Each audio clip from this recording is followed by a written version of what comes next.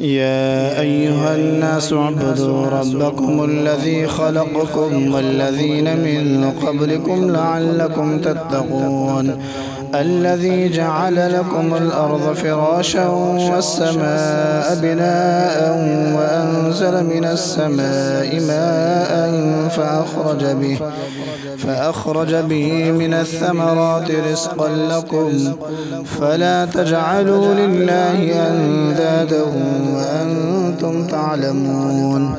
وإن كنتم في ريب مما نزلنا على عبدنا فأتوا بسورة من مثله وادعوا شهداءكم من دون الله إن كنتم صادقين فإن لم تفعلوا ولن تفعلوا فاتقوا النار التي وقودها الناس والحجارة أعدت للكافرين وبشر الذين آمنوا وعملوا الصالحات أن لهم جنات تجري من تحتها الأنهار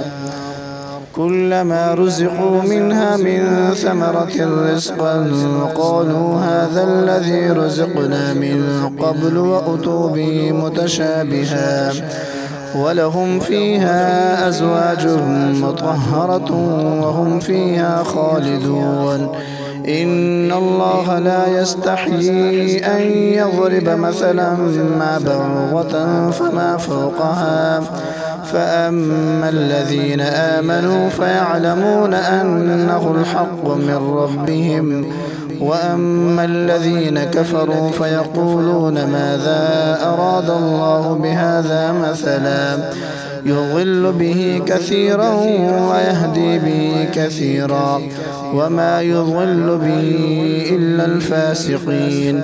الذين ينقضون عهد الله من بعد ميثاقه ويقطعون ما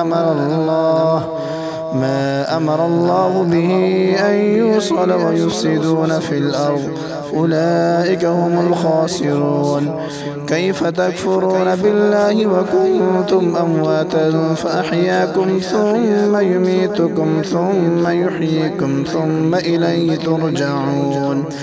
هو الذي خلق لكم ما في الأرض جميعا ثم استوى إلى السماء فسواهن 7 سماوات وهو بكل شيء عليم